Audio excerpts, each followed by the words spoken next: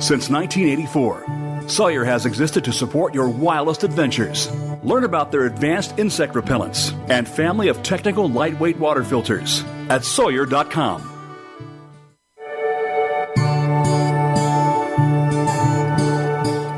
Welcome to Wellness in the Wilderness. Come with us on the trail of life as we inspire you to take a step outdoors, to disconnect from the distractions and reconnect with yourself.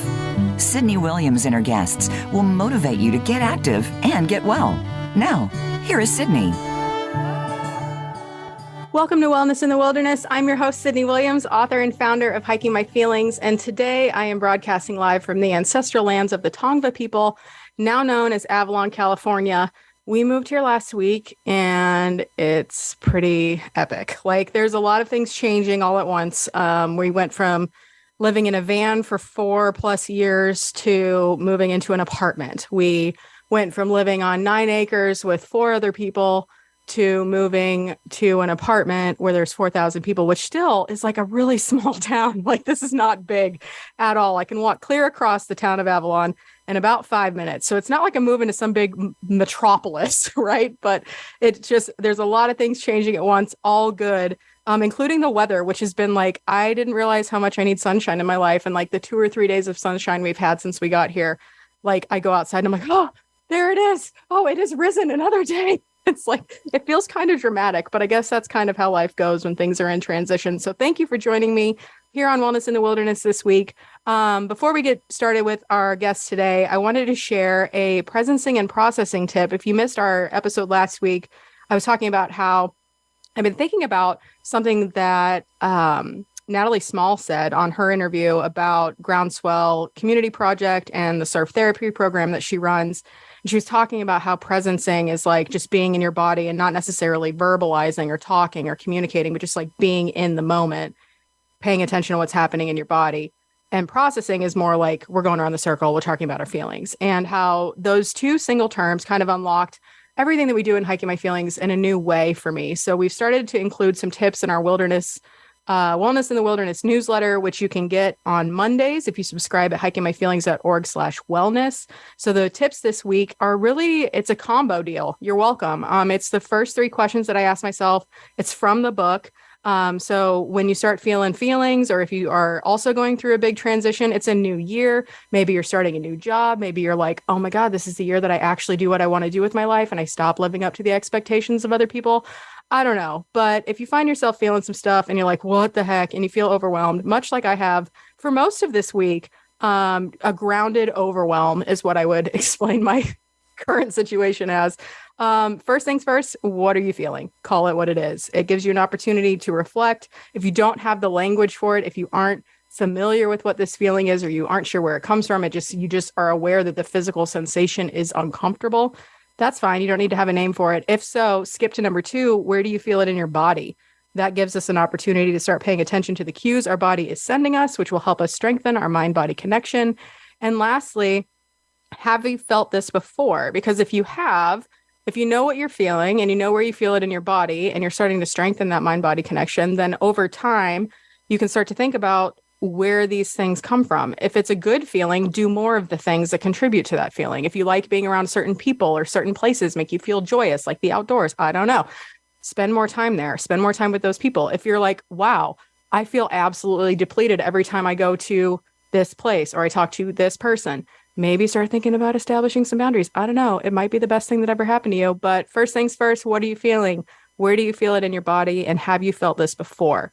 That is our processing and presencing tip. It's kind of a 2-for-1 combo because you're spending time paying attention to your body and you're also thinking about where these feelings came from and starting to connect the dots. So you're welcome. Enjoy. Today's guest, guys, first and foremost, if you haven't read my book yet, there is a person who I miss dearly, and his name is Chris Atencio. Whew, here we go. And tomorrow is the 9-year anniversary of his passing. And he was a high intelligence officer, U.S. Army veteran, spoke like 7 different languages, was like the guy on the ground that makes friends with the locals to get all the intel that anybody could ever need. And he was just like the brightest light in every room he walked into. And on tomorrow, January 18th, 2014, he took his own life. And today's guest is somebody who, when I have the chance to hike with in person, I will probably absolutely soil the ground with the tears that come out of my face, because the work that Emily Henkel is doing on behalf of her late partner, Alexander Lofgren, who we will talk all about in detail today.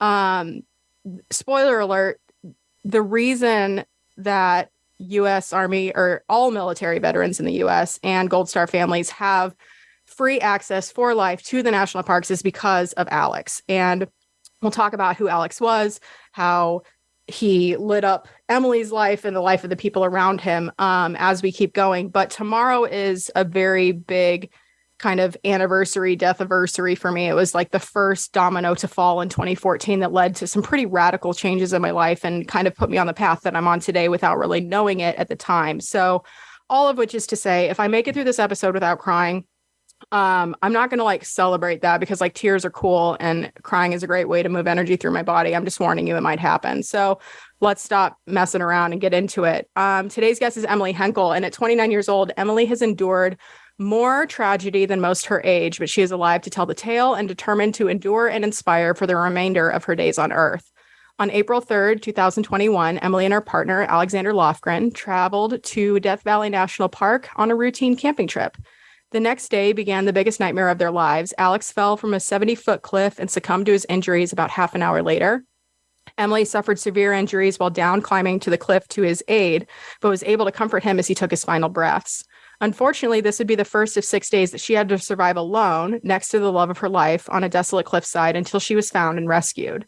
In the 20 months since, Emily tells the tale of all the highs and lows, wins and losses, grief, trauma, and how she intends to utilize nature to continue her healing in the most profound of ways. Like I said, today we'll be chatting with Emily about how she survived this accident in Death Valley National Park, the physical and emotional recovery that followed, and how she found the strength to return to the places that carry some of the most beautiful and painful memories she's ever experienced. Okay, we can do this. Everybody, deep breath in. Woo! Here we go. And out. Emily, welcome to the show. Nice to have you here. Thank you very much, Sydney. It's wonderful to be here. It's very much an honor. Thank you. Yes. Oh my goodness. I was like, okay, first of all, the startup music for this show always makes me cry a little bit, because we have friends that allowed us to use this music without, like, before it has been released. Like this, the music is called Green Hills. It's from our friends Alific and Man of the Forest on violin. It makes me get teared up every time. And then I thought about how impactful this conversation is going to be. And I think, like, and I'm not saying this to make you feel bad about yourself, because you shouldn't, but I think it speaks to the volume of how much I respect you and your journey and how excited I am to have this conversation with you. Like, I have been anxious about this, and not in a bad way, but I know the potential impact that this conversation could have for anybody that's listening and whoever might find it down the road. And right. It's a conversation that I wish I had access to, not because what happened to Alex and what happened to Chris are the same, but knowing that what happened as a result of Alex's hard work, if that benefit had been available to Chris might not have taken his own life. So I take this conversation very seriously, while also acknowledging that it's not all sadness and despair. Like, you're still here, you've survived it, and you're able to take such a tragic story and share it in a way that has the potential to radically change the world, and in some ways already has, because of the access that veterans and Gold Star families now have to the wilderness. Absolutely. So all of that is to say, I'm really, really glad you're here. Thank you for making the time to sit with me and chat. And I'd love to kind of just chat about your life leading up to the accident. And let's start with, like, how did you and Alex meet? Yeah, sure. So Alex and I met kind of like halfway through my year-long volunteer commitment at the veteran nonprofit that I worked for in Phoenix. I was living in Arizona at the time, as was he, and he was hired on as a caseworker on a veterans crisis line at like a sister organization. So we'd occasionally cross paths at meetings and events, and over time, well, really immediately, we just both felt each other's energies from meeting on day one, and just knew we had to get to know each other more. And there was like a special intrigue that we had towards each other that we just had to know more. So before either of us knew it, we were just spending every possible moment together and just having the most memorable of times and growing as our little blended family. Me with my dog Jane and him with his dog Gunner, and building our life from there. And when you guys were planning out this trip that included Death Valley National Park, what were some of the things that you were looking forward to, whether that's your life together, the trip itself? Like, what was the future kind of looking like for Alex and Emily? Well, really limitless. Thinking about our future, like everything about it was limitless, in terms of, the immediate trip. Like, we were always looking for a new adventure and a new place to go and a new place to see, a new blanket of stars to sleep under, a new environment to sleep in.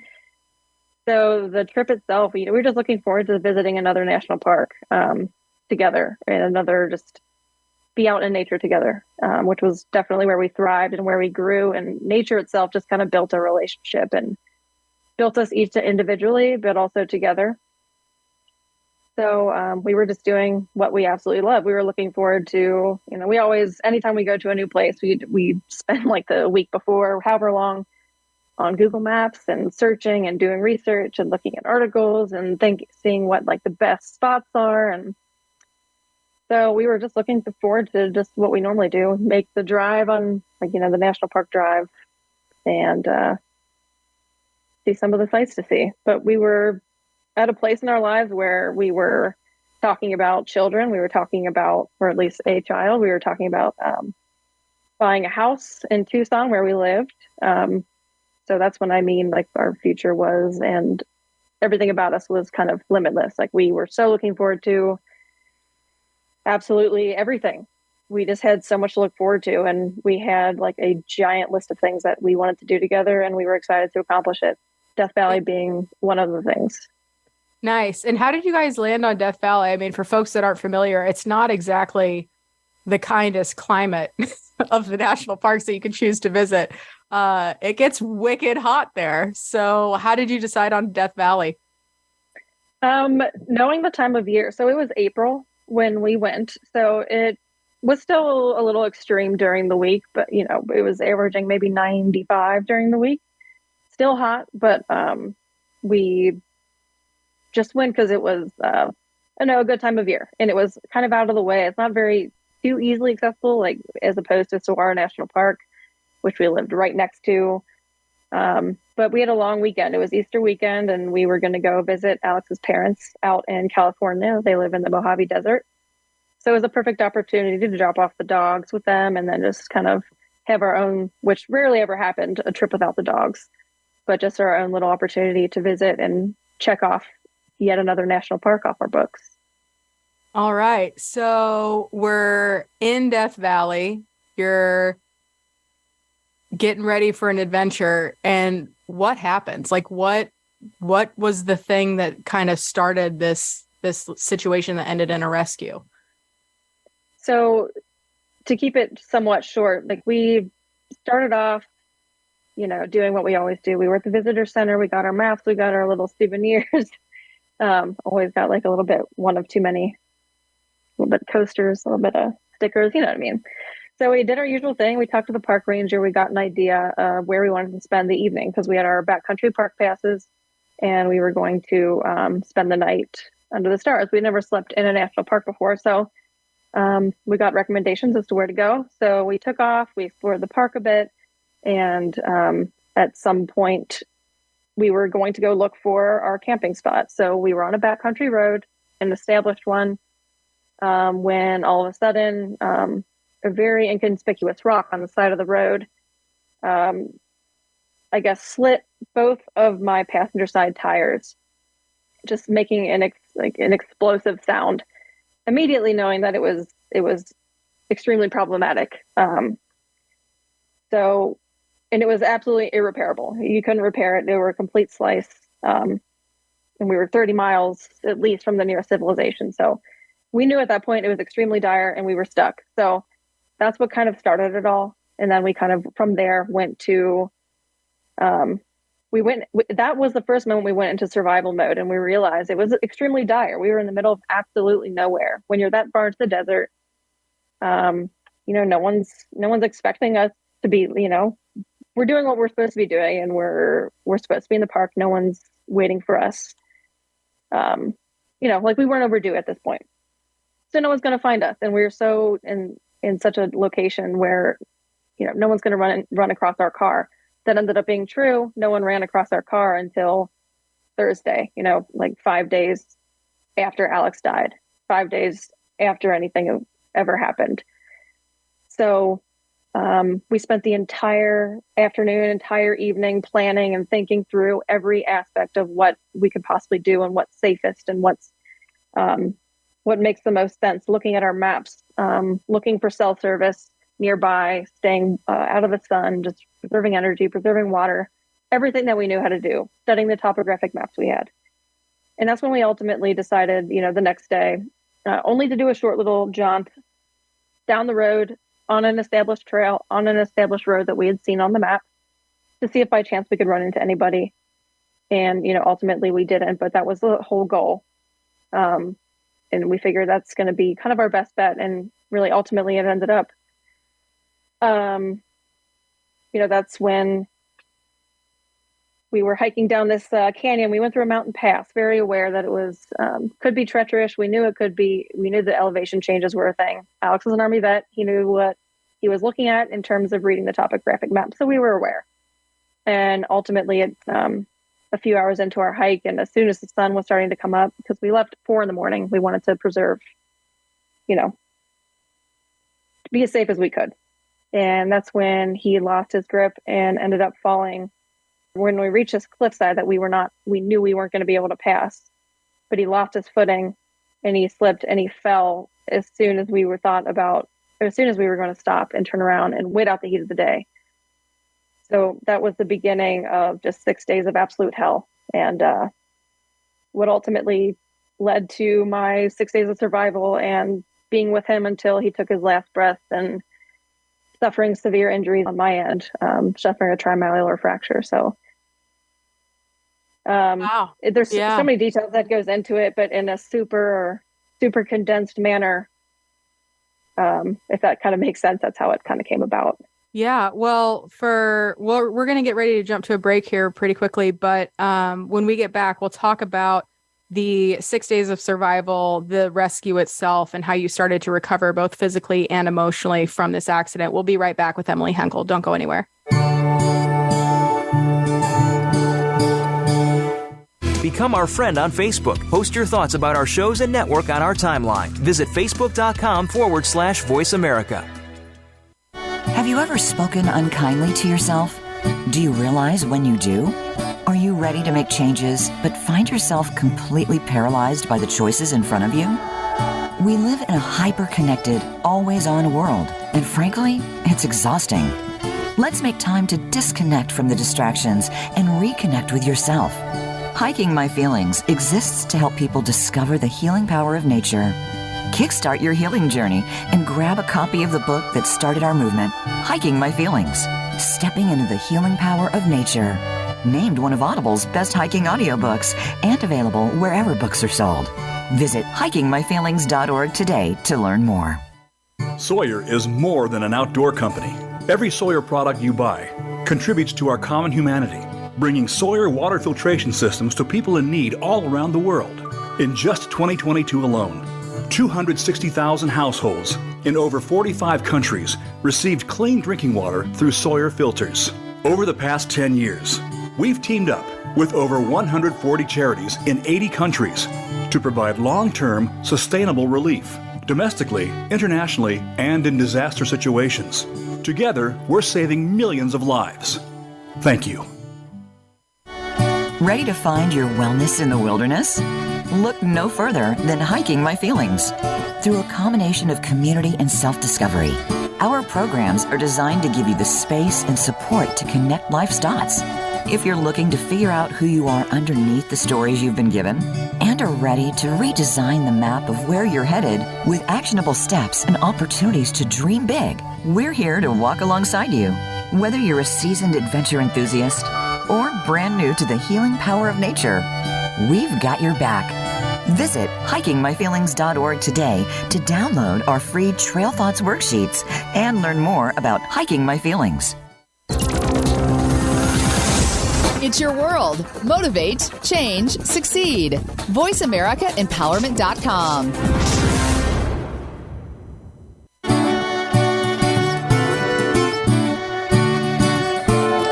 You're listening to Wellness in the Wilderness with Sydney Williams. Have a question for Sydney and her guests?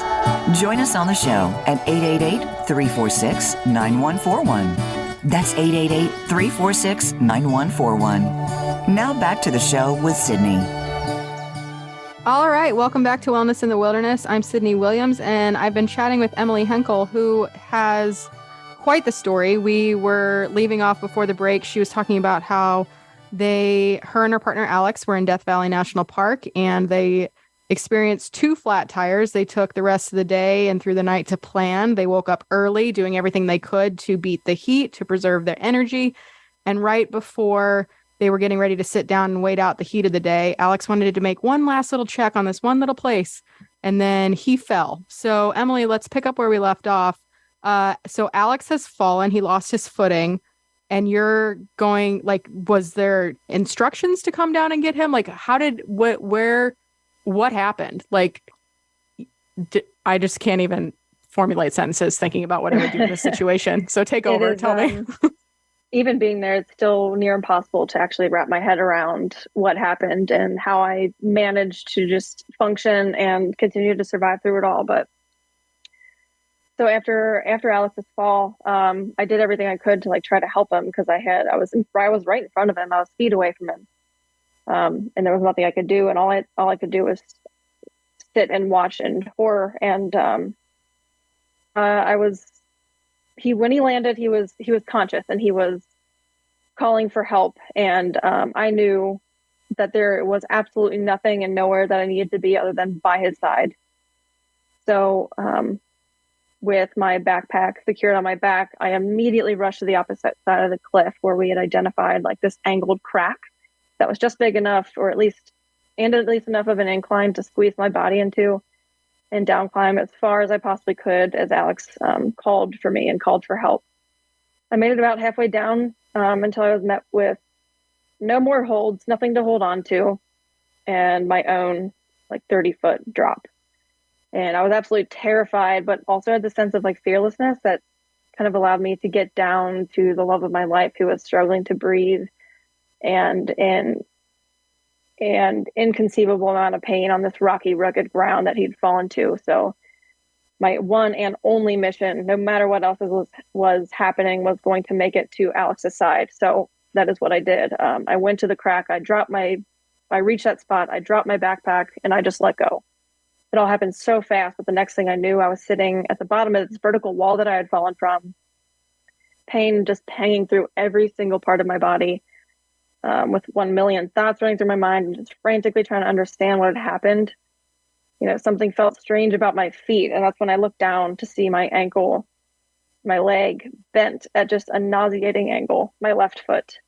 So my cries kind of joined Alex's at that point, just apologizing and agonizing, because I knew at that point now I was extremely limited to how much I could actually help and move myself.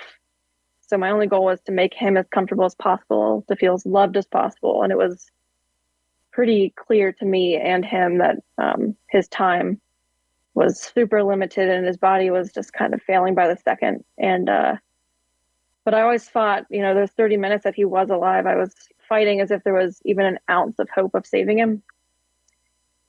But I just didn't think there was anything that could possibly exist without him. Life couldn't exist without him.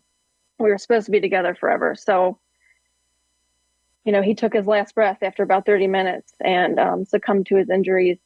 And it was only 9:30 a.m. at this point. We had been 5 hours since we left the car, and I'd lived an entire lifetime between those times. I had seen my entire life basically end.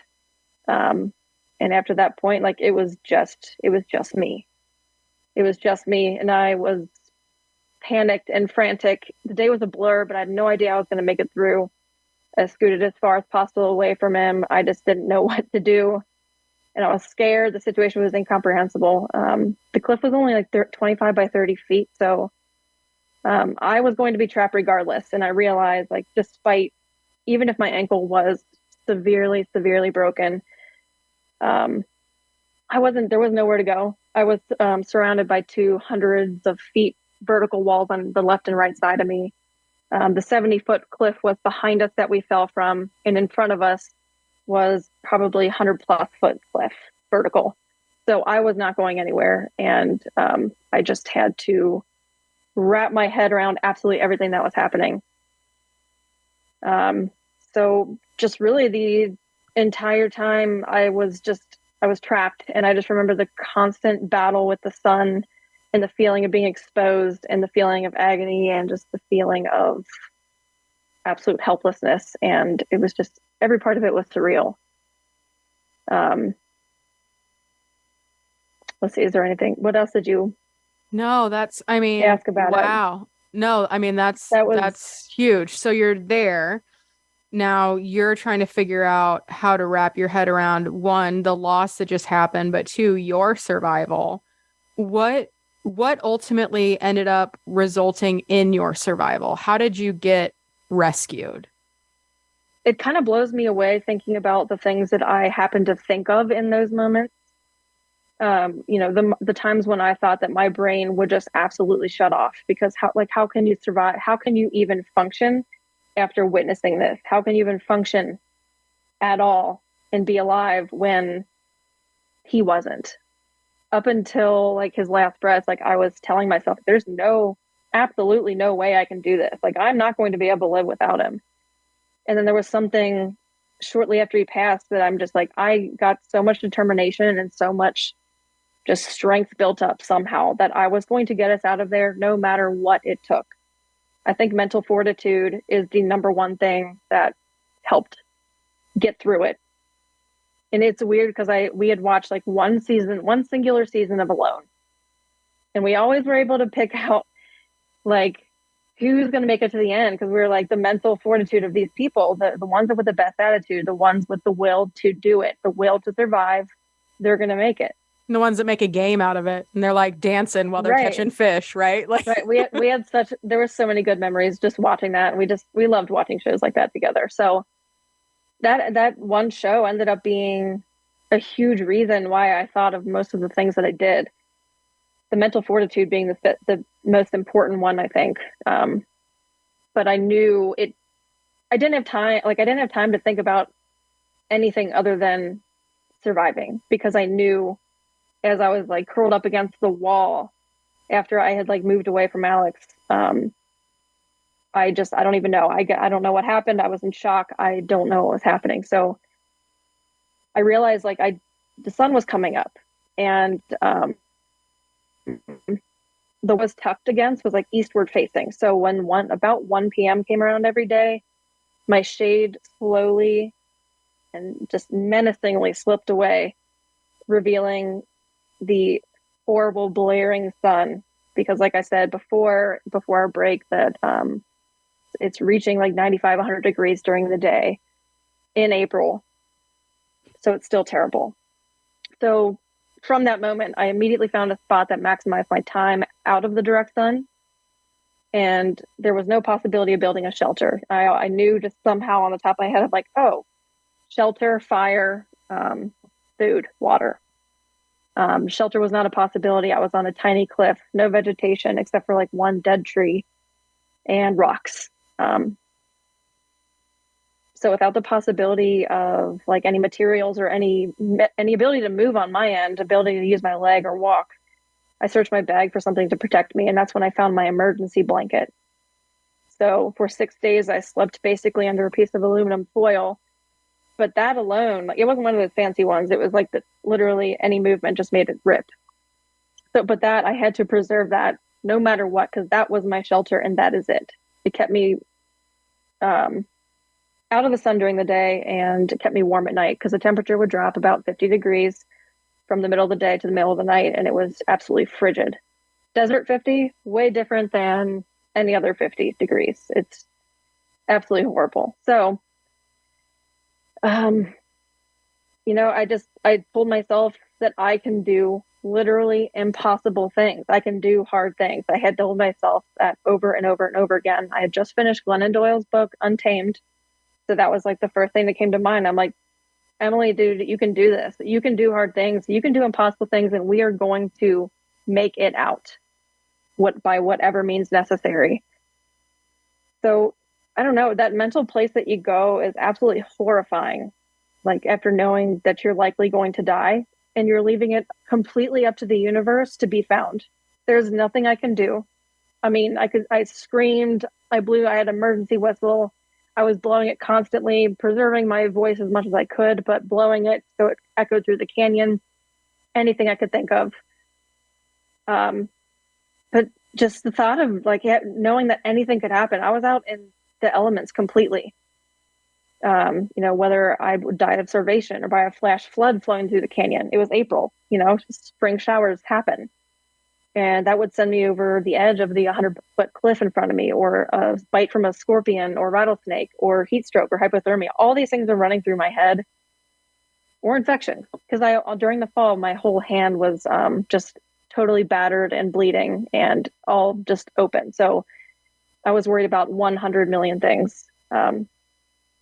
So it was just a complete waiting and guessing game if like death or a rescue crew was going to find me first. So I just laid down and I breathed through my pain and stared at the sky. And I think my body just tried to protect me and just went into just deep states of unconsciousness. I probably slept 80% of the time that I was there, just to preserve those, the mental and physical trauma that I endured up to that point. So because of the rocks around me, I knew the shelter needed to happen. And really, it didn't do anything for me other than just give me some peace of mind. I kind of built this 1 foot tall rock structure around me, and it just kind of kept my eyes in one direction, towards the sky or towards the wall to my left. Alex was right next to me, and there was nothing I could do, and it was still too surreal, and I didn't know how to process it, and I didn't know how to make it so I felt safe in this little nook that I made myself. So when the sun started going over the cliff and exposing me completely to the sun, those were the absolute worst parts of the day. It was just an absolute living nightmare, and I was in an actual human-sized oven in that canyon.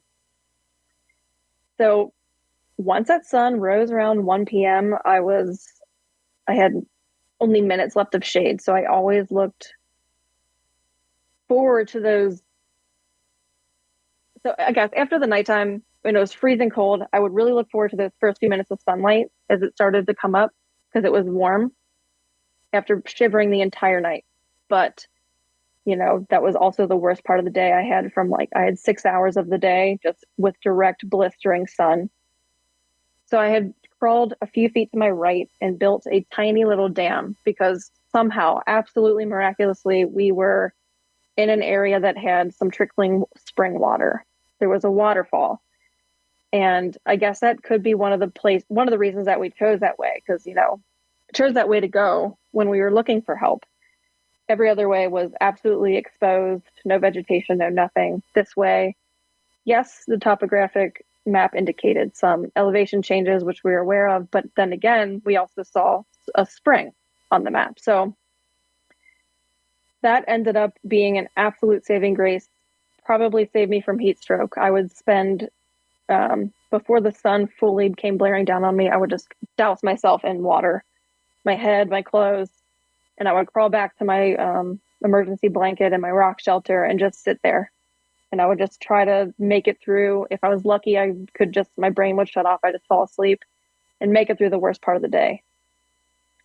And, that also helped when I ran out of water. I ran out of water on Wednesday, only 4 days in. Alex and I had both packed at least 3 liters of water each. I had to retrieve from him the day after he fell. I had to do anything that I could to survive. And I knew that the supplies that he had on him was also just as, was vital. If I wanted to make it out, if I wanted to get us out, I needed that. So when that ran out, after just very, very sparingly drinking little sips each day, like just enough to stay alive, hopefully stay alive, I ran out. But we had that waterfall. And so I had to take the chance. Like, that was my only way. So I would crawl back to the waterfall, and it was only a tiny pool, and it was just enough water to trickle down and fill up my Osprey hydration bladder. And that ended up saving me. I would not have been able to go another day in that sun without the water. You know, that desert sun, that Death Valley sun it sucks every bit of moisture from your body. So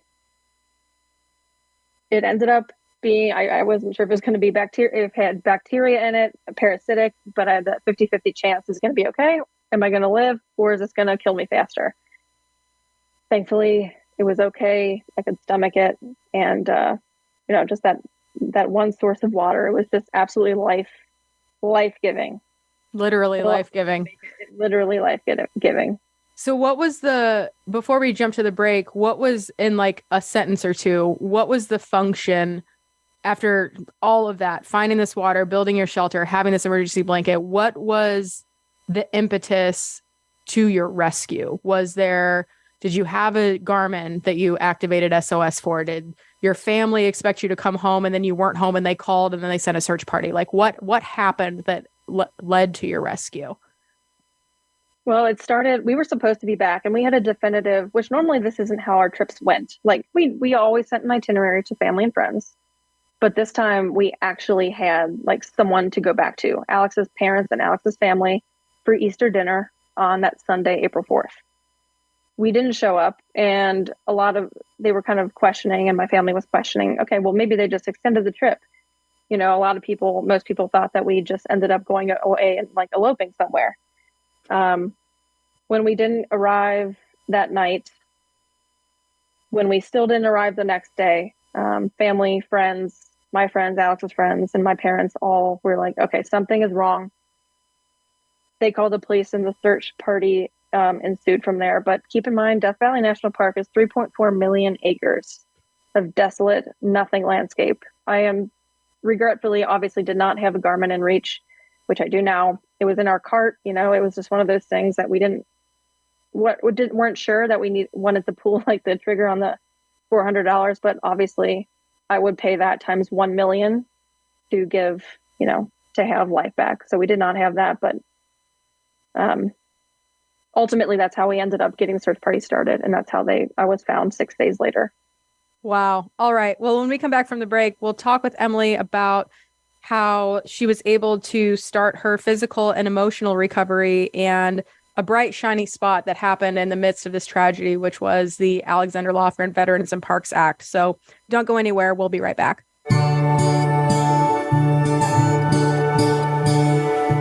Follow us on Twitter at VoiceAmericaTRN. Get the lowdown on guests, new shows, and your favorites. That's VoiceAmericaTRN. Ready to find your wellness in the wilderness? Look no further than Hiking My Feelings. Through a combination of community and self-discovery, our programs are designed to give you the space and support to connect life's dots. If you're looking to figure out who you are underneath the stories you've been given, and are ready to redesign the map of where you're headed with actionable steps and opportunities to dream big, we're here to walk alongside you. Whether you're a seasoned adventure enthusiast or brand new to the healing power of nature, we've got your back. Visit hikingmyfeelings.org today to download our free Trail Thoughts worksheets and learn more about Hiking My Feelings. Sawyer is more than an outdoor company. Every Sawyer product you buy contributes to our common humanity, bringing Sawyer water filtration systems to people in need all around the world. In just 2022 alone, 260,000 households in over 45 countries received clean drinking water through Sawyer filters. Over the past 10 years, we've teamed up with over 140 charities in 80 countries to provide long-term, sustainable relief, domestically, internationally, and in disaster situations. Together, we're saving millions of lives. Thank you. Have you ever spoken unkindly to yourself? Do you realize when you do? Are you ready to make changes, but find yourself completely paralyzed by the choices in front of you?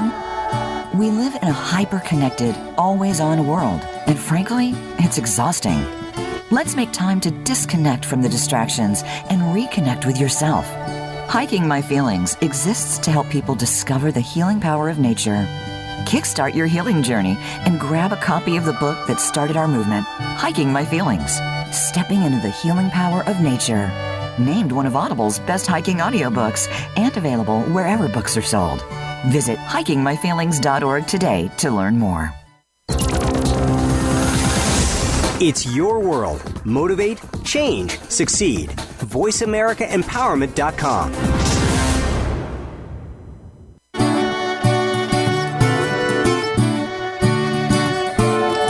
You're listening to Wellness in the Wilderness with Sydney Williams. Have a question for Sydney and her guests? Join us on the show at 888-346-9141. That's 888-346-9141. Now back to the show with Sydney. All right, everybody, welcome back. I'm Sydney Williams. This is Wellness in the Wilderness, and I'm here with Emily Henkel, who was just telling us about her harrowing 6 days on a teeny tiny cliff surrounded by big tall walls and another cliff in front of her and a big wall behind her and all the things she had to do to survive. And while some people might think this is a story about preparedness, sure, there's always things that we would love to think. Hindsight's 2020. Those goggles are so clear when we wear them and look backwards. But ultimately, they had plenty of water. They left the note on their car. They did what they needed to do. They were going early in the morning to avoid the heat of the day. Sometimes shit happens. And it sounds like this is one of those stories where shit just happened. And while, yes, you should be prepared, and yes, there are lots of things that you can do to be prepared, it's not like these folks were going out there with no knowledge whatsoever. Alex was a U.S. Army veteran. Emily was his adventure buddy, who was also a prepared person of the outdoors experience. And so I think one of the things that I want to focus on, Emily, is so we'll kind of skip ahead a little bit. You've been rescued. I'm sure the vision, like there's a picture. If you guys haven't seen Emily's Instagram, we'll include a link in the show notes, but there's a picture that you took of the rescue helicopter real quickly. And I don't want to like minimize the joy and this triumphant moment, but I do want to share part of the recovery. So folks who might find themselves in a similar situation, either losing a partner during an adventure and or sustaining an injury, and then trying to find the courage and the strength and the resilience to return to these spaces that have brought so much joy, but also create and carry tremendously painful memories. Real quickly, for the folks that are listening, what was that moment like between seeing that helicopter and getting the care that you needed to heal the physical and emotional wounds that you had endured on this incident?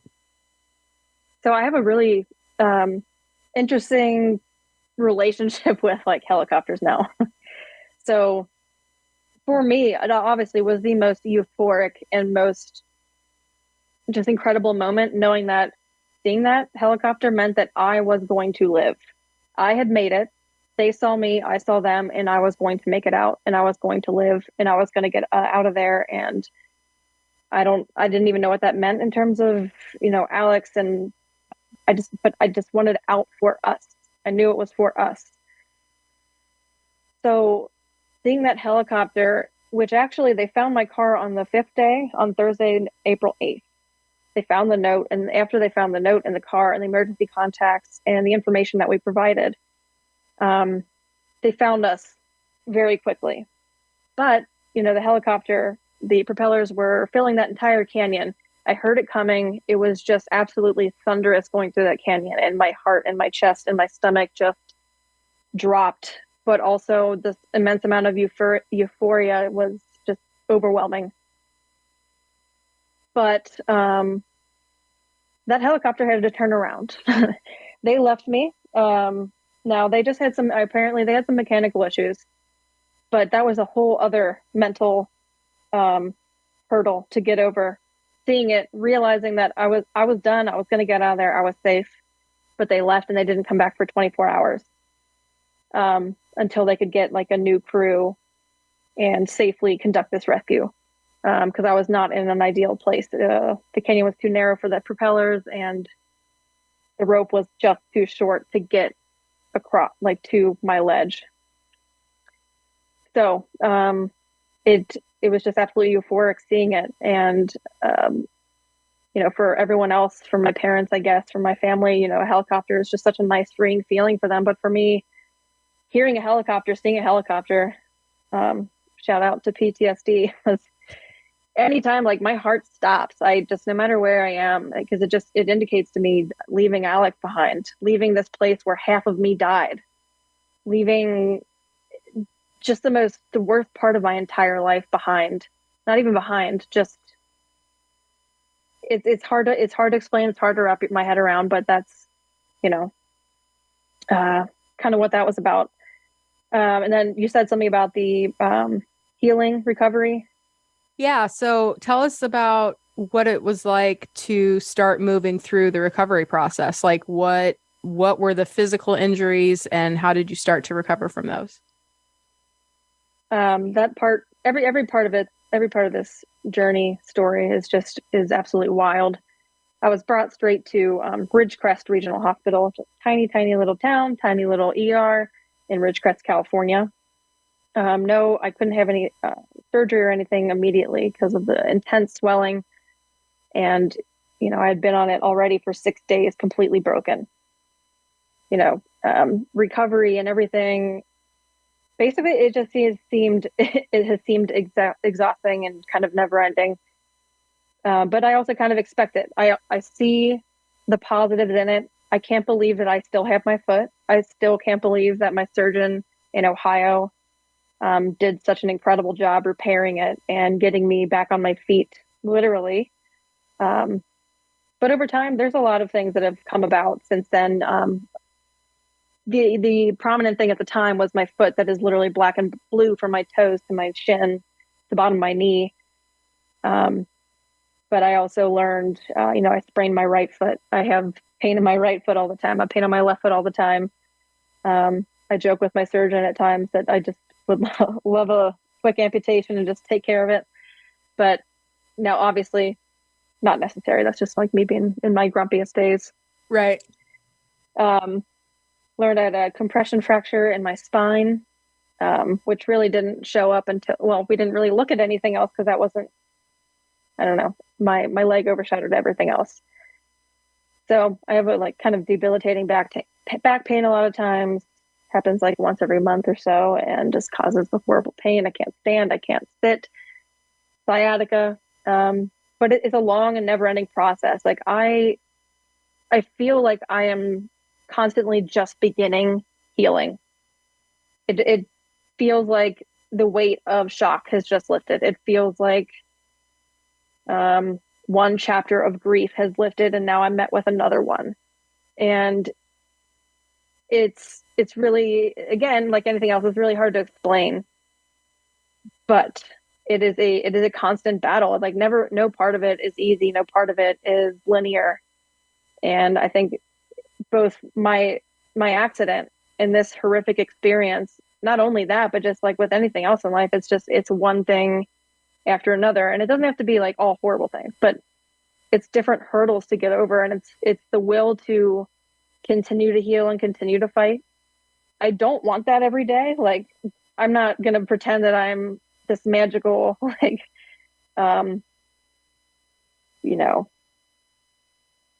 what is the word? Like Superman. I'm no superwoman. Like I don't always handle it well by any means, but with the VIP Act and just knowing how Alex would want me to live, all of that is motivation to keep going, which, I can't heal physically if I am not healed mentally, and vice versa.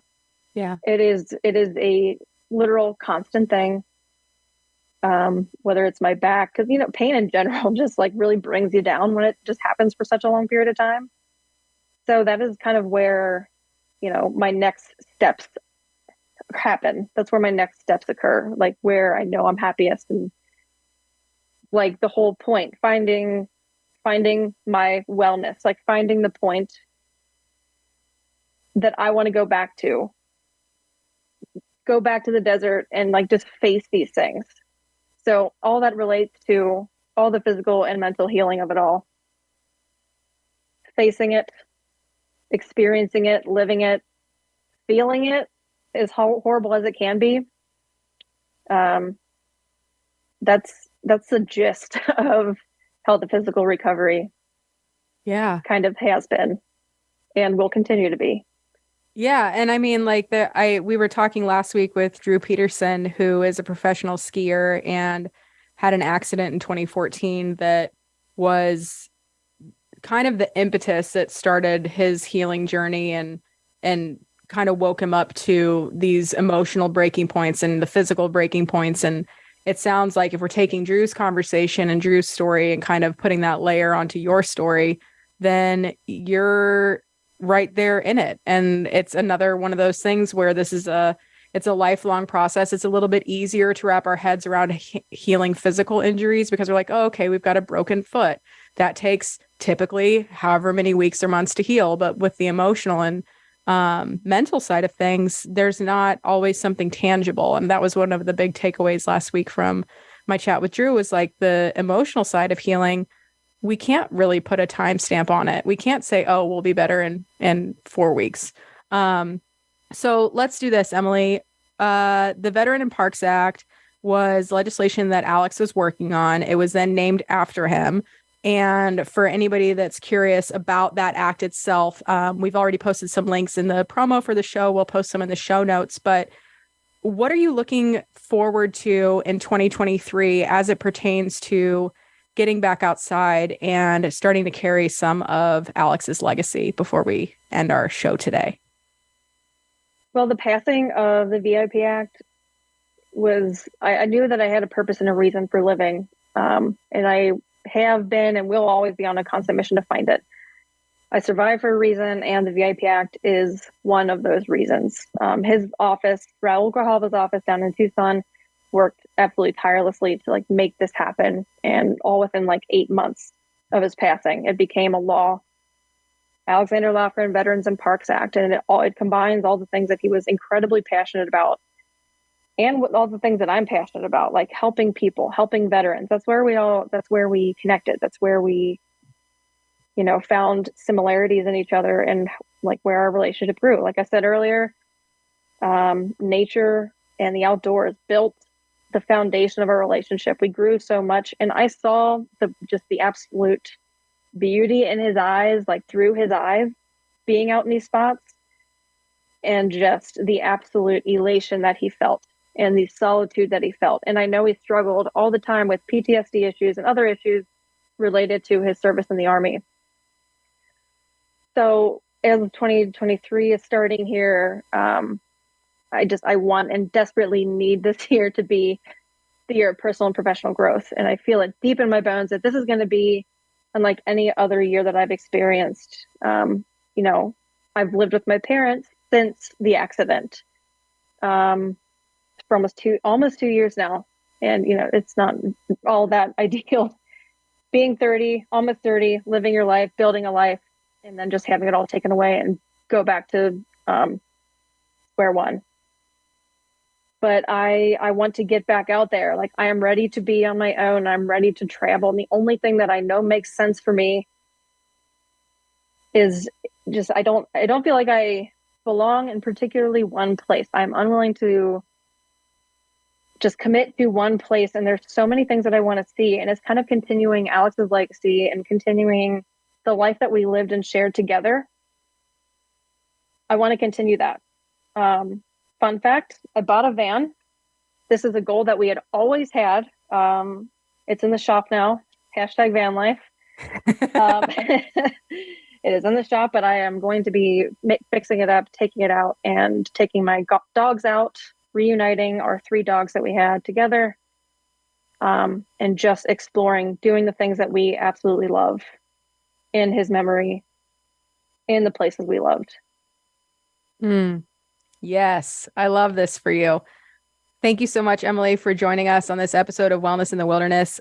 You can follow Emily at EMB Henkel, Henkel, on Instagram, and we'll include Other ways to get involved, follow up with the Veterans and Parks Acts in the show notes. So thank you, Emily, for being here today.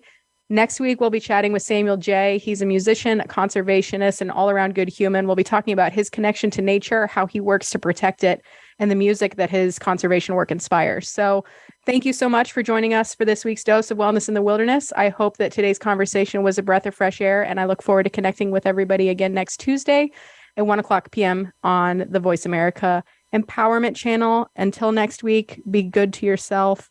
Take good care of each other, dream big, and be kind. We'll see you next week.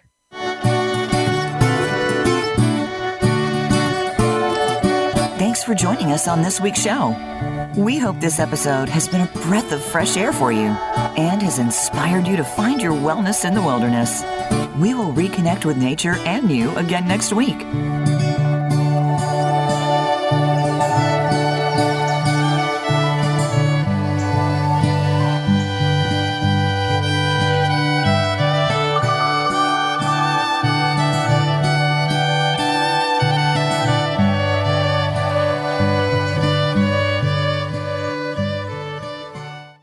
Since 1984, Sawyer has existed to support your wildest adventures. Learn about their advanced insect repellents and family of technical lightweight water filters at Sawyer.com.